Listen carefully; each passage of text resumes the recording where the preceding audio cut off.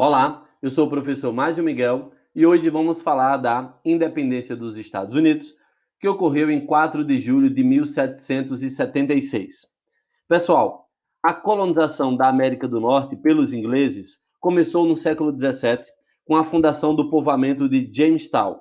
A partir daí, outras 12 colônias seriam fundadas ao longo do século XVII e início do século XVIII. A última delas foi a Geórgia, de 1733. Como você pode observar, nós temos dois tipos de colonização.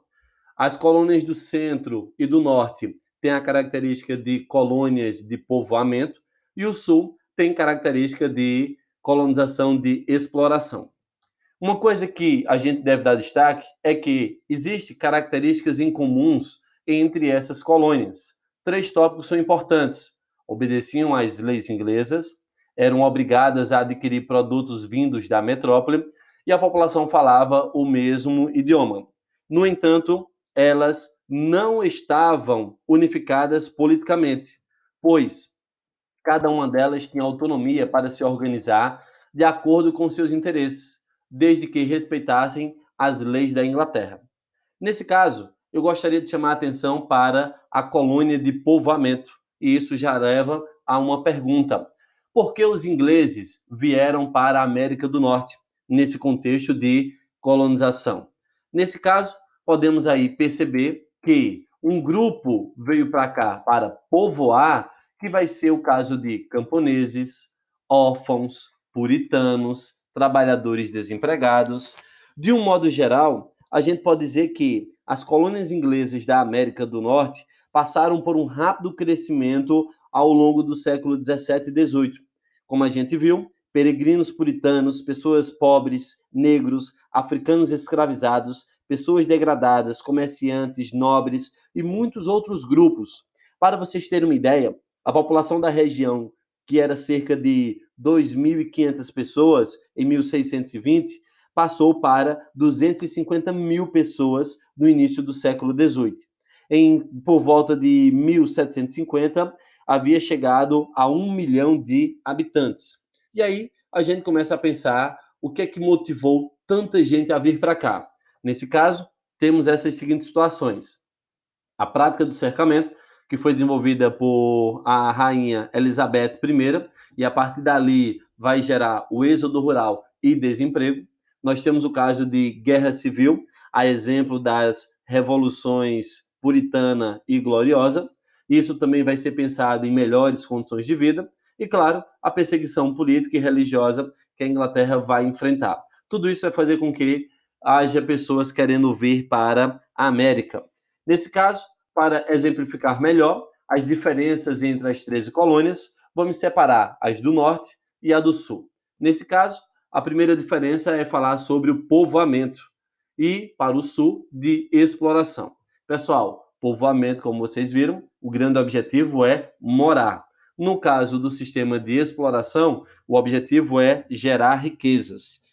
Nesse caso, perceba que as colônias do sul, elas dependem diretamente da sua metrópole para promover o crescimento de sua economia. A grande diferença entre essas duas vai se dar por causa do clima. O norte vai ter um clima temperado, o sul vai ter o clima tropical, e para que a gente facilite o nosso entendimento, um clima temperado é que você vai ter as estações do ano. Então, isso vai dificultar a prática agrícola. Já um clima tropical, você vai ter aí duas estações muito bem definidas. Um período de estação seca e outro de estação chuvosa. Então, o sul vai ganhar vantagens para que se possa produzir tabaco e algodão, que era um produto essencial naquela época, já que a Inglaterra estava vivendo o processo de revolução industrial. Nesse caso, quando a gente fala aí da economia dessas colônias, de um lado nós teremos minifúndio e policultura e do outro lado plantation. Para que você lembre esses conceitos, temos essas imagens. Observe: minifúndio, uma pequena propriedade; latifúndio, uma grande propriedade que vai se conectar com o que está sendo plantado. No caso do latifúndio, você vai ter uma única coisa plantada, que é o sistema de monocultura, e no caso do minifúndio, você vai ter a policultura, várias coisas sendo plantadas. Nesse caso, perceba também que o plantation ele é feito do mel da cana-de-açúcar. Monocultura, escravo, latifúndio. E, claro, o grande objetivo disso é para a exportação. Enquanto que as colônias do norte ficou com um comércio interno. E isso refletiu diretamente no tipo de trabalho que cada uma dessas tem. O norte vai ter mão de obra livre e o sul, devido à prática do plantation, vai adotar uma mão de obra escrava africana. Observe então as duas diferenças muito claras entre o norte e o sul.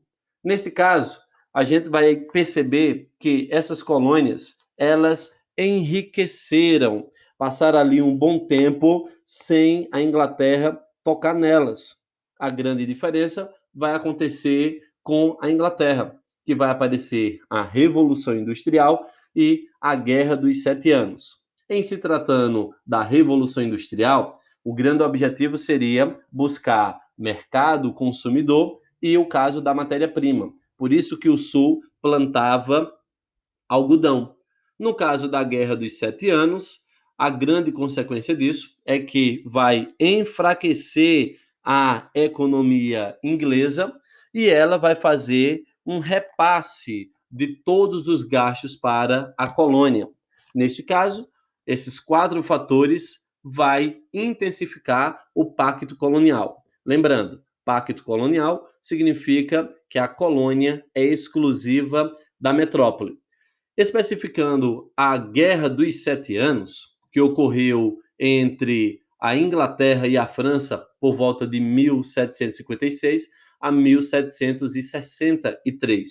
Nesse caso, o grande motivo dessa disputa foi o controle de novos territórios e por maior influência política no continente europeu. Como você pode observar nesse mapa, a Inglaterra e a França vinha através de uma série de batalhas querendo conquistar territórios e mercado consumidor na África, na Ásia e na América. Em relação à América, você deve perceber que nós temos o Canadá com a referência da França e as colônias do norte que trabalham com o comércio da Inglaterra. E a grande sacada, como você pode observar no mapa, vai ser o controle do comércio de peles e pesca. Esse aí vai ser um dos grandes destaques para a gente nesse intervalo. Esse fato vai fazer com que as duas entrem em guerra e quem vai sair vitoriosa vai ser o caso da Inglaterra. Pessoal, durante o período que durou o conflito, a Inglaterra aumentou significativamente os gastos militares, enfraquecendo os cofres públicos. Para recuperar os recursos perdidos, o governo inglês decidiu reformar a administração de seu império, controlando mais de perto suas colônias e promovendo o aumento dos impostos. Nesse caso, a Inglaterra vai lançar uma sequência de impostos.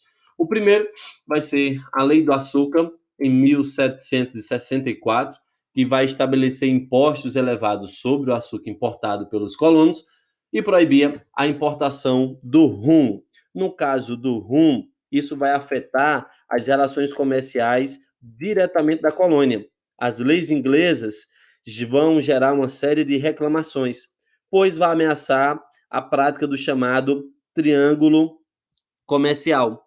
De forma simplificada, esse comércio funcionava da seguinte maneira: os mercadores do norte compravam açúcar e melaço das Antilhas, como você pode ver aí, ó, a setinha no mapa. Com esse melaço, eles transformavam em rum e essa bebida era levada para a África, que era trocado por escravos, que por sua vez eram revendidos para as Antilhas e para as colônias do sul. Então perceba que essa lei afetou diretamente esse comércio triangular que o norte tinha. Outra coisa importante que vai aparecer vai ser a lei do selo, que vai determinar que as publicações na colônia só poderiam circular contendo um selo de permissão inglês. Outra lei polêmica vai ser a lei do alojamento. Estabelecia que os colônios deveriam fornecer alojamento e alimentação para as tropas inglesas. Neste caso, a gente pode perceber aí que a colônia teria que prover alimentação, bebida, alojamento segurança para as tropas inglesas. E a lei mais polêmica que nós temos, que vai ser a lei do chá. Essa lei, ela aumentava o imposto sobre o chá trazido da Inglaterra e a proibição de comprá-lo de qualquer outro país. Galera, dito de outro modo, a crítica era porque entregava o monopólio do comércio do chá à Companhia das Índias Orientais, sediada em Londres, onde os políticos ingleses tinham interesses econômicos. Assim, a importação do chá trazido da Inglaterra seria ainda mais caro. Era proibida ainda a importação de chá de qualquer outra nação que não a Inglaterra, criando um monopólio comercial. Esse fato de monopólio comercial vai gerar uma revolta por parte dos colonos. Como você pode ver nessa imagem da esquerda, você vai ter aí a famosa Festa do Chá de Boston. E nesse caso, essa festa, eles vão se fantasiar de indígenas, vão atacar os navios e vão jogar todo o carregamento do chá no mar como forma de protesto. Essa sabotagem do carregamento, na época, tinha cerca de 45 toneladas de produto, causando grandes prejuízos à Inglaterra. Esse evento acaba sendo chamado de Festa do Chá de Boston. A Inglaterra vai reagir e vai criar o que nós chamamos de leis intoleráveis. Essas leis intoleráveis vai trazer essas definições: fecha o porto de Boston, ocupação de Massachusetts, julgamento dos colonos, suspensão das reuniões e impedimento de qualquer manifestação pública. Ora, diante de tudo isso, os colonos decidiram se reunir para discutir sobre como enfrentar a situação. Assim, vai surgir o primeiro Congresso Continental, ou primeiro Congresso da Filadélfia, que é de 1774, e que vai contar com a participação de 12 colônias inglesas. A única colônia que não enviou representantes foi a Geórgia. Nesse caso, o grande objetivo nesse congresso foi fazer frente às leis intoleráveis. Eles também trouxeram a Declaração da Igualdade de Direitos. E nessa reunião, os colonos se dividiram em dois grupos. Nós temos aí o caso dos patriotas. Essa parte dos colonos começou a defender a independência. Eles eram provenientes principalmente das colônias do centro e do norte, e acabaram sendo chamados de patriotas. Já as colônias do sul acabaram sendo chamadas de legalistas, pelo fato de que sustentavam que os colonos continuassem leais ao rei, lutando apenas por mudanças na política de controle colonial. Diante dessa situação, sabemos que a Inglaterra vai aumentar a repressão. Você pode perceber que adotou-se uma postura muito moderada, exigindo mudanças na política colonial, sem propor uma ruptura definitiva com a Inglaterra. Porém, os ingleses não aceitaram as reclamações dos colonos e, em abril de 1775, tropas britânicas apoiadas pelos legalistas, isto é, o Sul, entraram em choque com grupos armados de patriotas, o Centro e o Norte. A situação se radicalizou.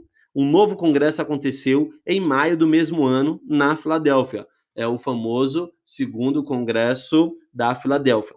Seus membros passaram a defender abertamente que as 13 colônias se separassem da Inglaterra e que um país independente fosse criado. Além disso, defendiam a organização de um exército para lutar contra as forças inglesas. Ora, em julho de 1776, os participantes do Congresso assumiram oficialmente a posição separatista, elaboraram uma declaração de independência. Nesse documento, as 13 colônias independentes passaram a se denominar Estados Unidos da América. Como os ingleses se recusaram a reconhecer a independência, teve início uma guerra entre os Estados Unidos e sua antiga metrópole. Era a Guerra da Independência, que se estendeu até 1781, quando os britânicos foram derrotados. Em 1783, os ingleses assinaram um tratado reconhecendo a emancipação de suas ex-colônias da América. Esse fato era inédito, pois até então nenhuma outra colônia americana havia conquistado a independência. A emancipação dos Estados Unidos influenciaria significativamente movimentos de independência que iria ocorrer entre o final do século XVIII e início do século XIX, nas colônias que Portugal e Espanha mantinham no continente.